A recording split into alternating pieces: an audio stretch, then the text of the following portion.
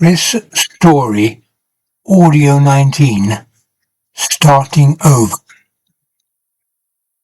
It took over a year for the government authorities to make up their mind regarding Iskra's right to live and work in Britain. Finally, I sought the ear of the Conservative representative for Bournemouth. He appealed to Parliament and received a letter in response.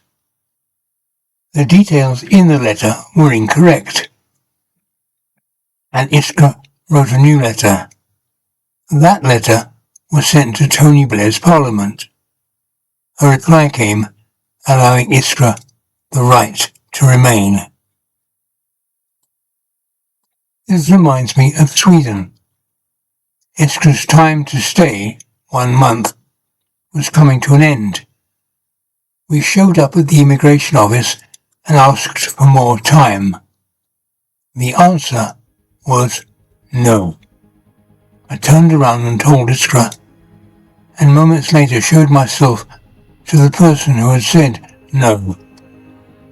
In my best Swedish, I said, "Hon protesterar," she protests. The female took Iskra's passport and stamped it for 6 months. Sweden is known for its gender equality. I don't know if my body language is spoken, or if it was judged that Iskra looked honest, but we had an extension. Back to Britain. I had found employment at Asda, making pizzas. The money was minimal, but it kept us alive.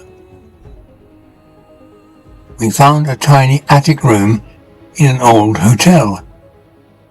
On my time off work, we would climb down stone steps, walk through an area with tall trees and hungry grey squirrels to the sandy beach, taking long walks along the shoreline.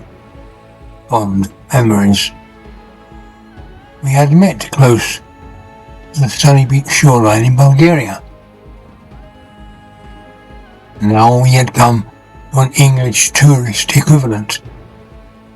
Now we were both tourists and settling into life in England. We eventually moved to a more spacious flat just across the road, next to a gym. I had an accident at work, sued Asda, waited 3 years, but only received £3,000 in compensation. I had expected £7,000. My injured shoulder slowly healed, and I got a job at a brand new homeless hostel as a team leader. The 2 managers were top class, especially the Irishman.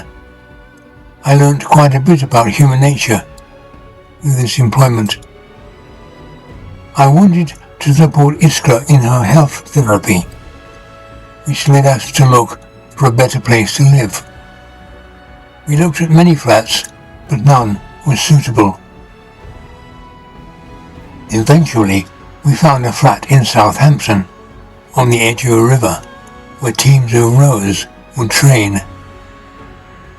We had to move, and I found a job at another homeless hostel.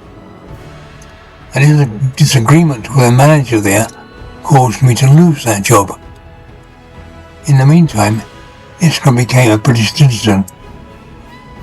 I could find no local work, but saw an advert for telephone sales with Hilton Hotels, but that was in Glasgow, Scotland. We drove north and took out a mortgage on a flat in West Dunbartonshire. I began training for Hilton and was given Sweden as my area, as I could speak Swedish. My booking of rooms went well, but one day I cut off a customer online and the management terminated my employment. I turned to sales of an adjustable bed, but that didn't last too long before I started work as a carer at care homes.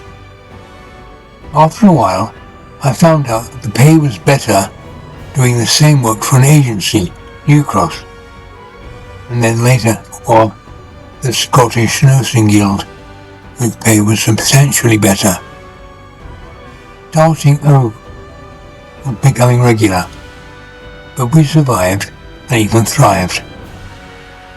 Where was God in all of this? He wasn't in my conscious mind, but looking back, I can see a mighty steamroller evening out the rugged path before me.